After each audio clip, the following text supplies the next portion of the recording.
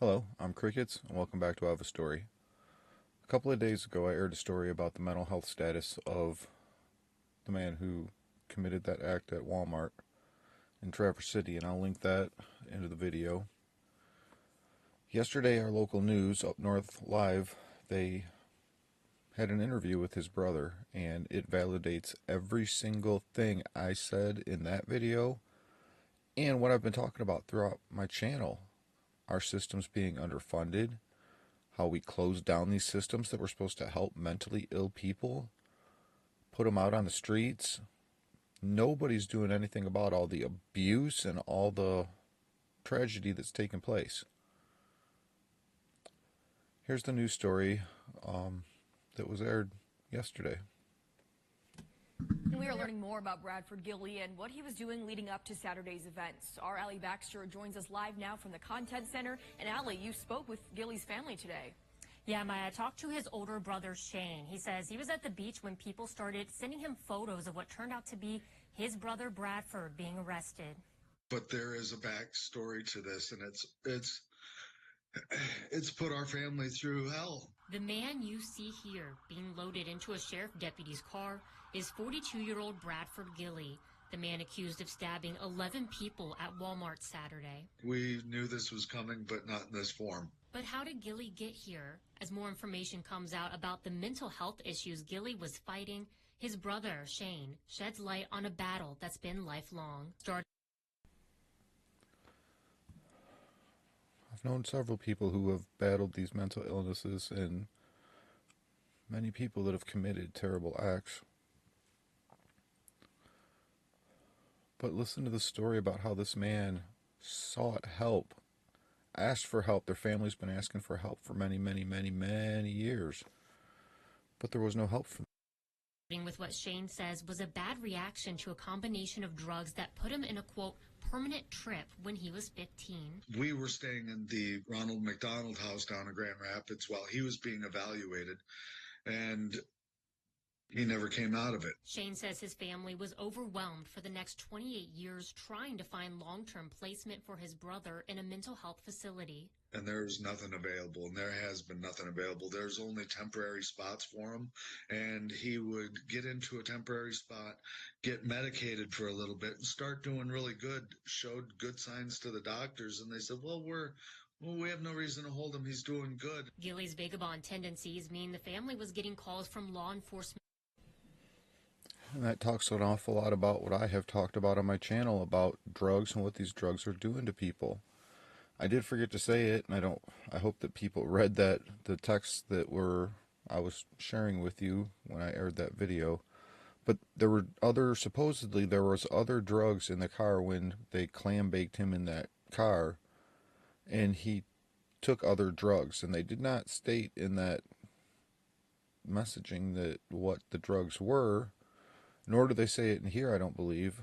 But these hardcore drugs that are out on the streets, they're terrible, and what they do to people. I've known several people to not come back from them, and this was one of those stories.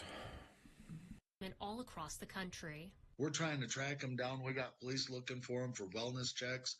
We'll get calls in the middle of the night from the police in Pennsylvania that he's running down the highway naked. In 2016, according to Emmett County Circuit Court records, Gilly believed someone was buried alive at Greenwood Cemetery in Petoskey, so he decided to dig up the grave.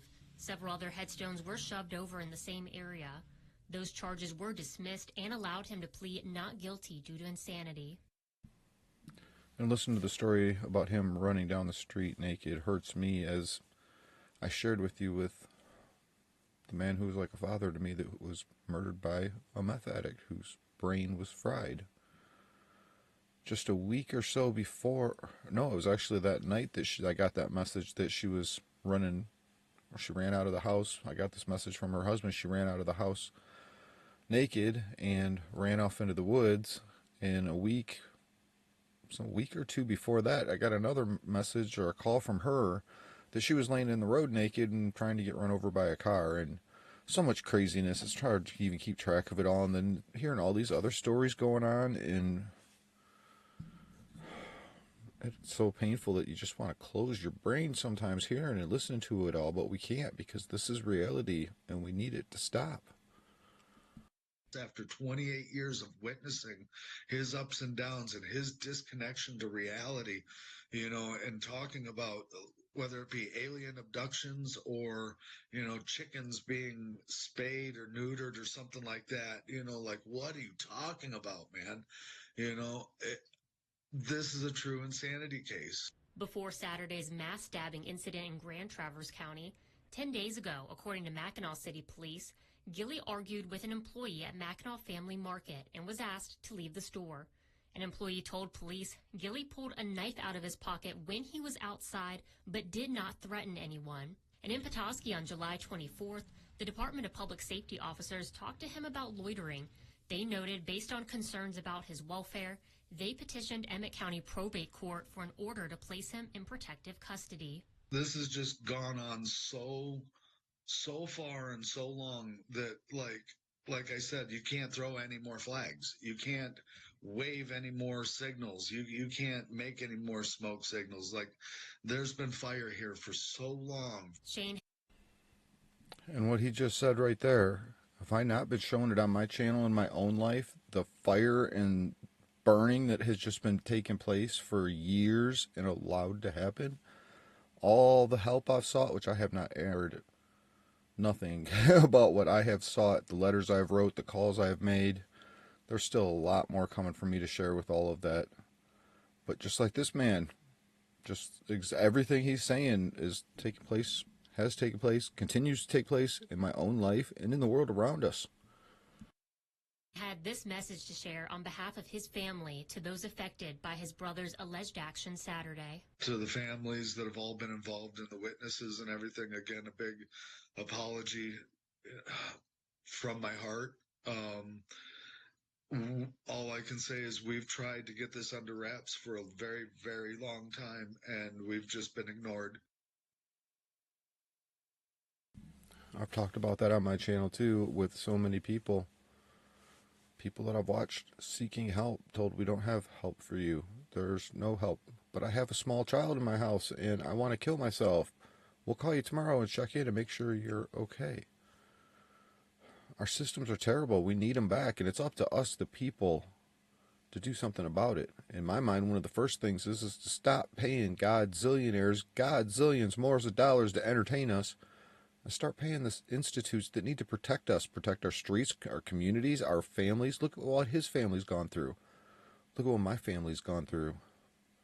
Look at what so many other families I've talked about have gone through. And it's really up to us, the people, to make a difference.